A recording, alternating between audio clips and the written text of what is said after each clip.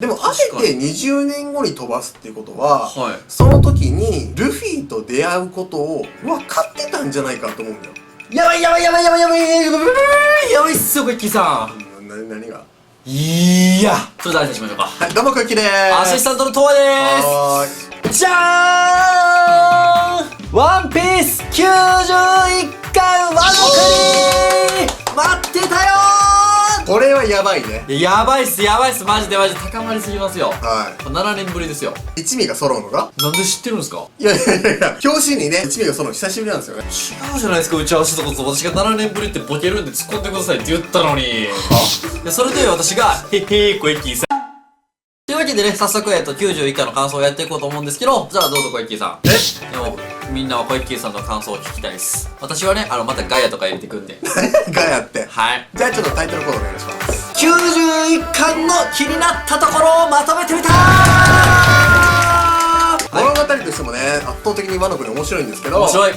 何週も読まないと気がつかないような伏線とか小ネタとかめちゃくちゃ多いと思うんですよ、これ。いや、多いっすよ。そう、なのでね、僕もね、ここ気になったっていうこととかをね、どんどん発言していくんで、はい、こここう思うとかね、これ忘れてるんじゃないのとか、ここそういうことですよみたいなことね、もしよかったらコメント欄で教えてほしいです。教えてください。はい、なんで皆さんね、手元に90巻用意してください。僕たちと一緒に読み合わせていきましょう。はい、まず最初にね、今回のもうヒロインと言ってもいいですよ。お玉が出てくるんですよね。おたま。そう。まだね、ちっちゃい子なんですけど、きびだんごってほっぺたからね、きびだんご出すんですけど。そう。この能力意外と強力じゃない？強力ですよね。だってゾーン系にも効くんかとかさ、動物を手なずけれる能力なんですよ。そうそう、獰猛なね、猛獣でも。そう。で、この辺がなんでこうきびだんごなんだろうって一瞬思うよね。はい。やっぱりきびだんごってそもそも桃太郎の世界だったら鬼を退治しに行くときにきびだんごをね賄賂かのようにこの言ったらその辺の野鳥やら野犬やらに配り歩いて仲間にしていくわけじゃないですか。そういう昔話とリンクしてるところもあるし、小田先生がドラえもん好きなんでね、ドラえもんの中にも桃太郎印のきびだんごって言ってドラえもんの秘密道具の中にお団子をね投げて口の中で恐竜仲間にしたりしてたりしてたんで、そういうことなんかなと思いながらも、お玉がきびだんごをほっぺたから出すっていう動作も美味しいからほっぺたから落ちるみたいな。なるほど。なんか合わさってんのかなって思いながら。はい。でもいよいよこれきびだんご出てきたらもう桃太郎の世界観って思うよね。まあだから桃之助との関連性ですよね。そうやってなんかね、服装も確かに桃之助って桃太郎っぽいし、なんか桃太郎っぽい童話の世界にいるなっていう気がするんですよ。そう。私ね、ちょっと好きなシーンあるんですよ、ここ。はいはい、ルフィが、お玉を助けて、お玉がお礼にね、ルフィにご馳走するじゃないですか。で、その後にルフィが、おかわりって言うんですけど、そのおかわりって言った後に、これ以上炊いてないでやんすって言うんですね。でそれに対してルフィが、何かを指したように、いやもうお腹いっぱいやからって言って、お玉に嘘が下手って突っ込まれるシーンがあるんですけど、ここすごいルフィの成長を感じるなって思うんですね。どうして？言っても、やっぱ2年前のルフィだったら、もうお腹が減りすぎて、もう暴れちゃうような、もう機関棒だったじゃないですか。ダダっ子感はあるね。でも、もう今2年が経って、もう小さい子に対しては、ある程度分別がつくようになったというか、何かを察したんでしょうね、お玉の状況を見て。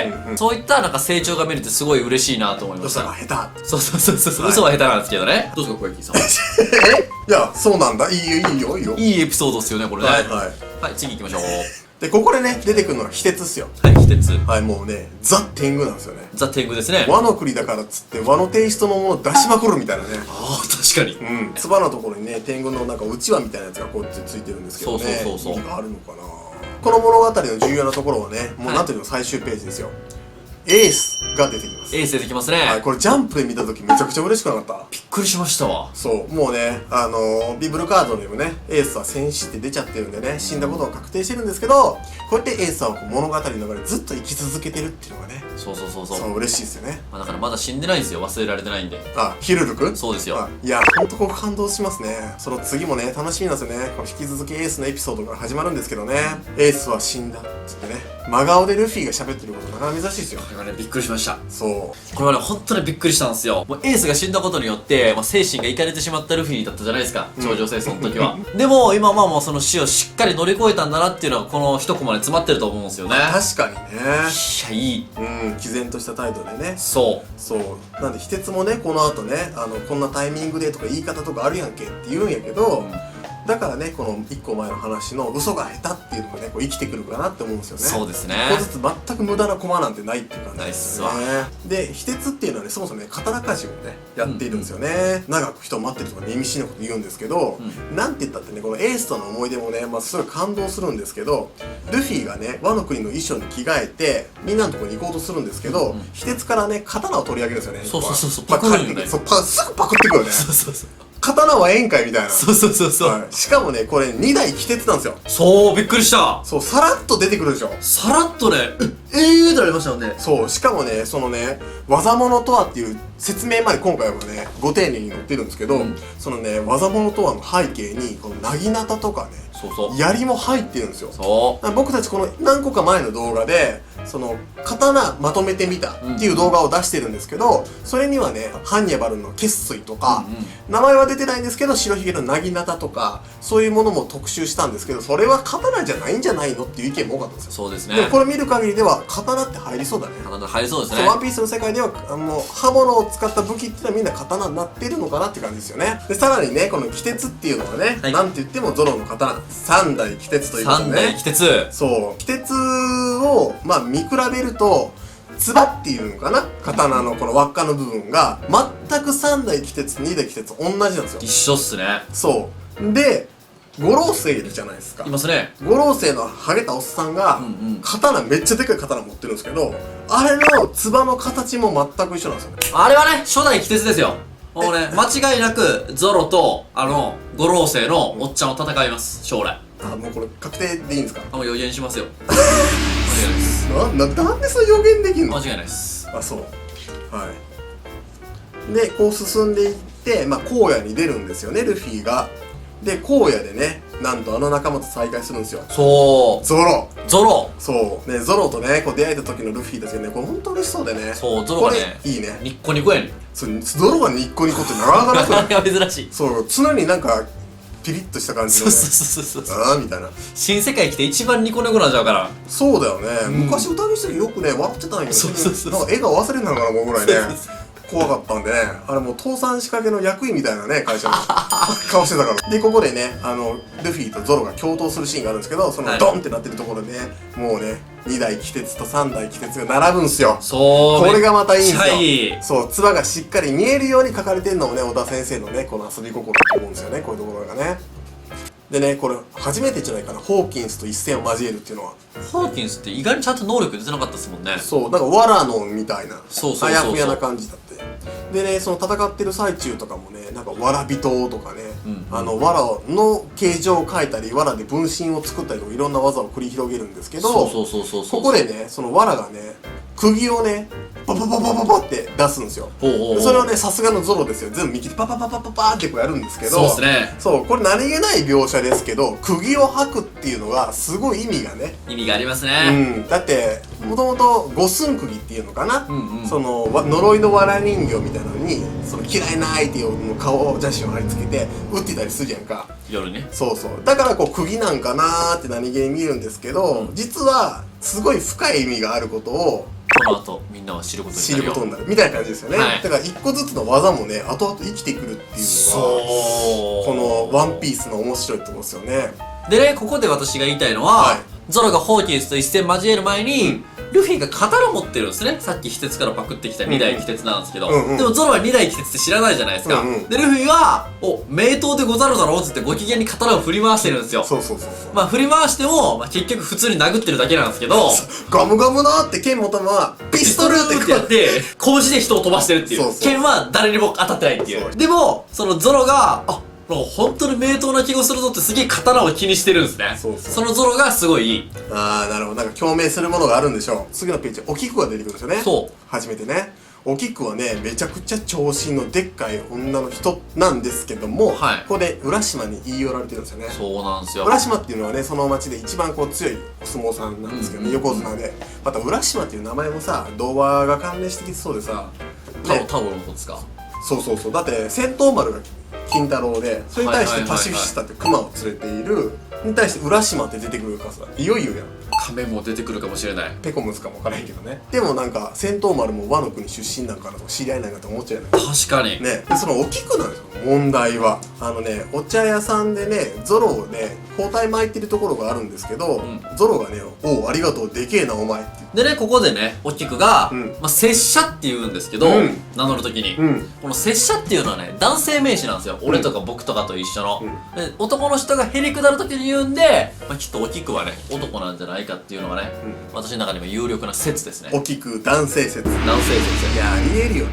ありえますね。絶対ありえる。これもうちょっと物語を読み進めたら出てくるんですけど、はい。まあここでもね、1ヶ月前に入ったばかりの新人なんですお菊は。じゃあ1ヶ月前って言うともしかしてってちょっとねなんか引っかかるものがあるでしょ。もしかしてあれですか。そうなんでまあその中にとりあえず置いとこう。はいっす。はい。じゃあとりあえず男説っていうのはあるんですね。はい。はい。でここでおたまちゃんの誕生日のことが発覚するんですよね。はい。なんか誕生日が作中で描かれて珍しいですね。そうなんですよ。よかったじゃねえかお前今日誕生日だもんなっていうのがちょっと引っかかるよね。確かに。これ別に書かなくてもいいやん。そうなんですよ。なんか年を取る描写ってのがワンピースの中で珍しい気がして。そうなんだよ。もうまさにそうなんだよ。そう。これちょっと後々どんなことになってくるのかとか僕たちが読み飛ばしてて見ようとしてるものがあるかもしれないんでその感じたらコメントくださいね。ぜひお願いします。はい。でねまず最初にめくると、なんかお相撲さんの土俵っていうのかなあれ。土俵が描かれてるんですけど、その上の方にね屋根があるわけですよ。その屋根ねこう浮いてないこれ。浮いてますね。これ浮いてないですか。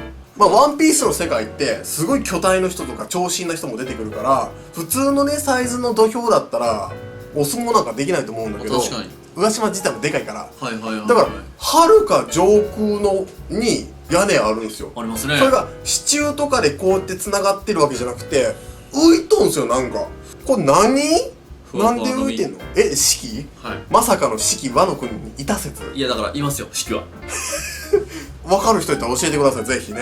これでホールデムっていうね百獣海賊団の真打ちが一人出てくるんですけどこれねライオンのスマイルって書いてあるんですよ。書いてますね。そうでこの胸のところにね股間のところらへんにねライオンもいるんですよ。そうしかもこのライオンでなんかね喋ってるんですよ。ガルルルルみたいな。だから意志を持ってるんですよね。そう自分が能力を使いこなしてここになってるわけじゃなくて、ここも独立したなんか意志を持った感じの。だから角やったらキリンの角と鼻が長い角の2人おるみたいな状態になってるんですよ。そうだから共存してるような感じなんですよね。でどっちかのダメージはどっちか両方共有してるんで結構なんかあんま使い勝手悪そうな能力ですよね。そうだからなんなんだろうねこの辺ってね。だから人工スマイルの人工悪魔の実スマイルのなんか副作用なんか知らないですけどなんか人格が別々だって珍しくないですか。確かにね。多重人格。そうこの辺ちょっとまた分かる人いたら教えてください。でもねここでねルフィと浦島が対峙した時にルフィが相撲取りたい海賊ルフィの海で戦歴ウソップに全勝って書いてるじゃないですか。ここのウソップに全勝とかめちゃくちゃ好きなんですよ私。今度東也くんにまとめてほしいんですよルフィのあだ名。さっきまでだってルフィ太郎やったわけやん。確かにでもわざわざここでまたねこのね四角のマーク作ってルフィの海になってるから確かにどんだけ名前あんねんみたいな。それいいっすね。ルフィの通りだ。まとめてみた。そうだって戦歴ウソップに全勝っていうのが面白いよね。そうだからおいウソップ相撲やるぞっていうのがすごい簡単に想像できるっていうのがなるほどね。で仕方なく付き合うウソップみたいな全勝してるからね。そういつかウソップに買ってほしいですね。馬のスマイルを食べたスピードに抱きついて逃げようとするルフィたちなんですけどそう敵ですからね。これねルフィらしい発想があってねもうきびだんご食わせろと。でも基本きびだんごは人には効かないらしいんですよ。動物にしか効かないっていう。でも食えと言ってくれてひひんって食べるんですけど効いちゃうんですよこれまさにね。ゾーン系の悪魔の実これで全部いけんちゃうんか説やありますね。だから一応ルフィの見解としては半分馬だからじゃねえかっていうことでね言ってるんですよ。意外と的を得てる気がする。そうですね。これなんでおたまリンゴでこんなドキドキしてるんですかね。確かに初めて食べるものなのか何なのかと。でもリンゴっていうのはなんか受け継がれてるものを象徴してる気がするんだよね。というとすごいおたまはエースの影を求めてるやんか。で周年記念の時のまさにイラストの時もエースからサブへリンゴ投げてるんだよ。確かに。だからそういう意味でリンゴっていうのは受け継がれるものなのかなっていう風な描写、なるほど、を感じます。でね、このページの最後っすよ。これ、はい、ジャンプ読んでる時みんなもう度肝抜かれたでしょ。びっくりした。何事かと思って1週間待ち遠しかったっすもん。そうでしょ。これもう読んだらもうめっちゃ学校で話したかったもん。はい、学校行ってませんやん。なんとね、光月おでんの墓ってどういうことと。やばいよこれ。そう、この1週間一番やばかったと思うな、多分。ここっすか。うん私今回の巻のラストっす。こういうことのさ後ってさどうなってんのって言ってもなかなか答え教えてくんないじゃん、小田先生って。そうですね、最近ね。ただね、次の919話でね、早くもねそれって分かるんですよね。そう、はい、それは本当良かったね。そう、これまた新しい登場人物が出てくるんですけどね、はい、居眠り京四郎っていう感じで、はい、もうね騎士団のもっとエグい感じのそうっすね、リーゼント。確かにそう突っ張ってますわ。そうで、このねめちゃくちゃなんか重要なことを言ってるんですよ。まあスパイでね、ロビンが聞いちゃってるんですけど、まあ簡単に言うと20年後の月夜にこの恨みを晴らすべく9人の侍たちが化けて出てき貴様を殺し和の国を開国すると。そうつまり20年後におでん様の奥方が、奥様がそういうことを予言していると。でその20年後はこの時代らしいです。だから今なんですよね、でそういうことを言ってるからオロチもものすごいその目を紡いでいきたいね、反乱因子っていうのをこの居眠り京四郎さんはさりげなく大事なことを言ってくれてます。はい。でここでねサンジもねチョッパーもナミも合流ですよ、久しぶりに。いや久々っすね。ねえ、あれでもゾロはゾロどっか迷子になってます今。またそうなんか縛らないですね。そう、ここのメンバーなかなか揃いません。揃えないですね。はい。でね、このページの一番最後ですよ。うん実は我々20年前の和の国より時を超えてやってきたのでござる。お前タイムリープしてね。そう、なんかワンピースだけはこういう時間的に超えるようなね、戻るようなことってないって思ってるん、どっかで。思ってました。そう、でもここで時代を超えちゃうっていうところを91巻で持ってくるってすごくない？しかも金右衛門が言うとは思ってなかったです。そうもっと序盤からあれこれタイムリープものなのかなって匂わすような描写があったならまだしも、91巻で20年前から来たんですって言われても、じゃあ今までのルフィたちの冒険は何やったんって思うんですよ。そうなんや。そう、人との出会いとか、事件事故とかそういうものまで何かこう意味がなすんじゃないかとか、また違った見方ができてくるんですよね。91巻でやっと明かされた真実は金右衛門というおっさんっすよ。時をかけるおっさん。そう、時をかけるおっさんです。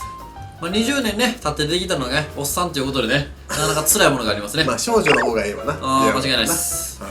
でもだからこそさっき居眠り京四郎が20年時を経て復讐しにやってくるっていうのは、まさにこのヒエモンたち、そして出会ったルフィたちのことなんかなっていうふうになんか確かにね思ってくるよね。だから20年前から来たってことはロジャーとかに会ったことがないはずなんだけど、桃之助もなんとなく昔の記憶があるみたいなことが分かってくる。そうだから桃之助はね実は本当にロジャーに会ってたっていう可能性がね、そう出てきましたね。出てきましたね。そのお墓がなんであるのっていうところからまたこれまたどんどんこれ伏線としてね、いつわかんねえとか次の回にしっかり答え合わせができるっていうのは本当嬉しかった。久々ですね。そうそう、もうこの時のジャンプ本当やばかったな。いや本当。小池さんどうですかこの時々の実については。いきなり時様っていうすごい重要人物が出てきて、時々の実っていうものを使って20年後に飛ばしたわけだけど、これ何年先でも飛ばせんのかな。一応書いてあることを読むと戻すことはできないんだって。言ってますね。そう未来には飛ばせるんだよ。じゃあその20年後にっていうことを予言したのは時様やんか。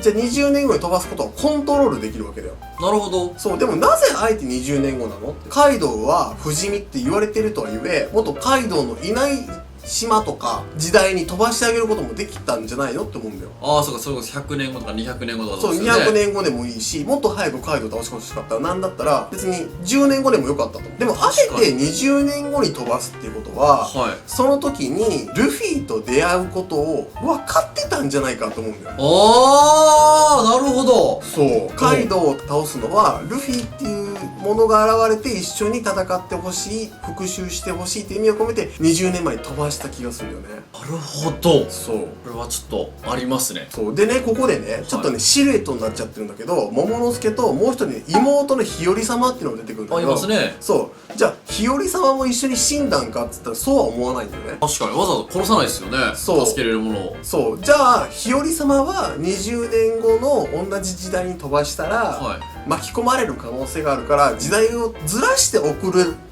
たのかもしれない。あ、なるほど。そうある程度ちょっと大きくなった時にタイミングよくちょっと成長したお兄ちゃんの桃之助と出会えるようにわざとちょっとだけキエモンたちが飛んだ先でちょっとだけ前に飛ばして、例えばこの日和様ってお玉じゃないかって実は思ってるんですよね。ほう。お玉はエースと会ってるんですよ、4年前に。そうだから20年は無理ですよ。そうだからその日和様だけもしかしたら15年後とかさ16年後とかにさお玉の年齢って出てないと思うんですよね。確かにまだ出てないですね。それが桃之助と同い年の時になるように設定されてるのかもわかんない。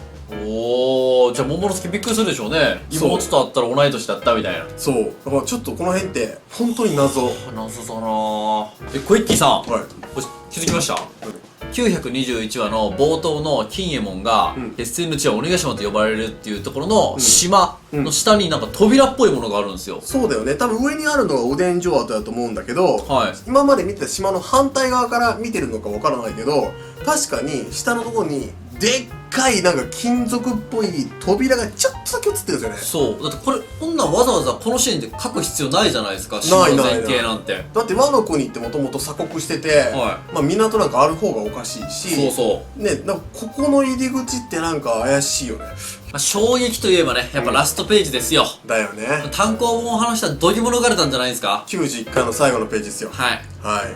大きくね。カイドウの正体が描かれてますよ。竜がでっかく書かれてるんですけど、これエグくない？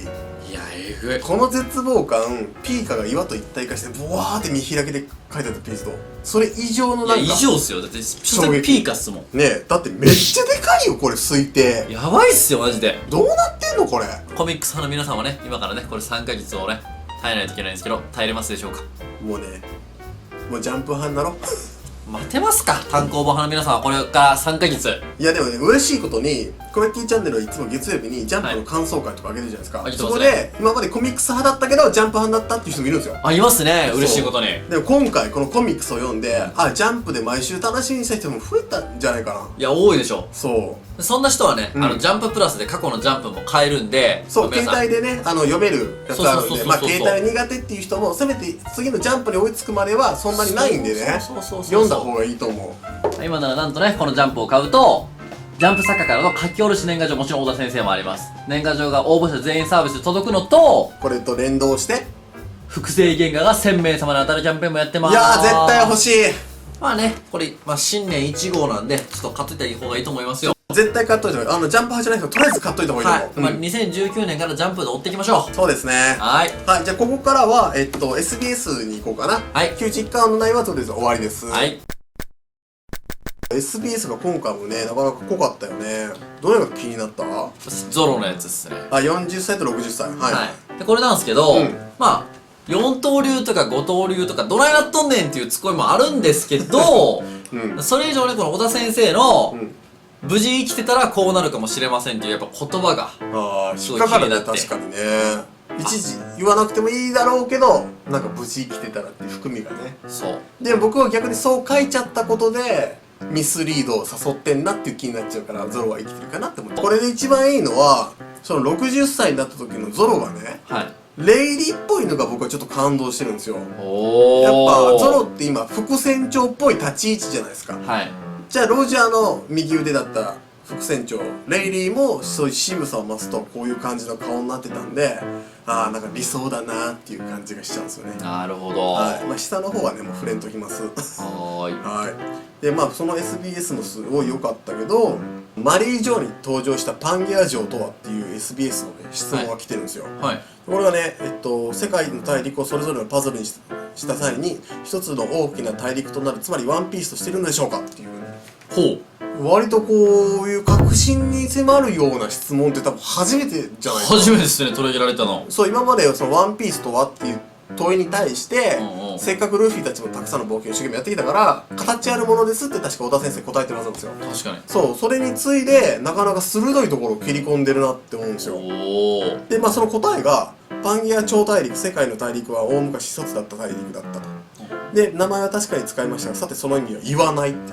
あら、太田先生なんか珍しい回答の仕方をしてきましたね。そうだから頼むからね、 SBS で謎を深めさせるのやめて。確かに本当にでも一個ずつの名前には意味があることが多いんで、でも意外とないことも多いんで、そうですね。はい、ここら辺は深く考えずにね、ワンピースを楽しみましょう。SBS は一応読まなくてもね大丈夫って言ってるんでね。そうそういうことなんですよね。でそのね次のね SBS なかなかこれ大切だと思うんですよ。ここはモーリーさんっていうね革命軍。そう革命軍の一人いるんですけど、穴掘りの能力者なんですよね。で穴掘りの能力者って言ったらニューカマーランドをねインペルダウンの中で作った穴掘りの能力者とイコールじゃないんかということで問い合わせが来てるんですよ。それはもう当たりですって認めちゃってるんですよ。すごい。でなんと能力の名前はなんかホリホリの実とかじゃなくて、押し押しの実なんだって。押し押し。そうだから物を押したりいろんなものを壊さず押しのける力があり、地中に埋まったり空洞を作ったりできますと言ってるんですよ。だから作れたんですね。そうでさりげなく脱獄してるって書いてあるから、実は四季よりも前に脱獄してたかもわかんないですよ。確かにありえるわ。四季後かもわかんないけど、史上最初にインペルダウン脱獄したのはモーリーさんかもわからないね。なるほど、でも確かにその能力は脱獄し放題ですよね。そうだよね、でもさモーリーさんが革命軍にいるってことはさ、やっぱ革命軍って言ったらその秘密結社みたいなとこあるやんか。そうですね。だからそのアジトとかいろんな隠れ家とかをさモーリーさん一人いたらすごい作りやすいやん。作りやすいですね。すごいいいよね。確かに革命軍向けの能力ですよね、まさしく。だってバルディゴっていうね革命軍の基地だった、本部だったところも黒ひげに襲撃されたよ。その時もさうわ絶対絶命かもと思ったけど穴掘りの能力で隠れたり逃げたりできたのかな確かにっていうふうにこう想像できるね。そういうところが SBS の楽しいところですね。そうですね。もう今回はね SBS ももういいけどもう本編の内容がもう濃すぎて間違いない。そうワノ国入った時はまだ登場人物も多いし急になんか名前も和名になるやん全部が。そうついていくのが大変だったけどジャンプでずっと読み返していくうちにどんどんまたワノ国に引き込まれてるんですね。そうなんすよ。そうでほんとねワノ国に入ってからジャンプでの流れの勢いがすごいんですよ。面白すぎる。そうこの次に入るであろう92巻もめちゃくちゃ面白い内容だからまず間違いない。マジやばいよ。そうでもそれをねツイッターの画像とかで知っちゃうとかじゃなくて自分でどんどん読み求めていった方がいい気がする。間違いない。本当に。というわけでねみんなジャンプを読もうっていう動画でした。単行本感想会でジャンプを読もうっていう結論に至る声キーチャンネル。そうですね。この動画の良かったよって思う人とか91巻最高でしたって思う人は今すぐグッドボタンお願いします。でね、皆さんの91巻の感想もぜひ教えてくださいませ。教えてください。それでは See you。 チャンネル登録もお願いしますね。動画見てくれてありがとう。ちょっとでもいいなと思ってくれたら高評価チャンネル登録お願いします。そして躍動感あふれる LINE アット LINE アットの登録 Twitter もフォローしてください。詳しくは概要欄見てくださいませ。お風呂の前は小焼きチャンネル。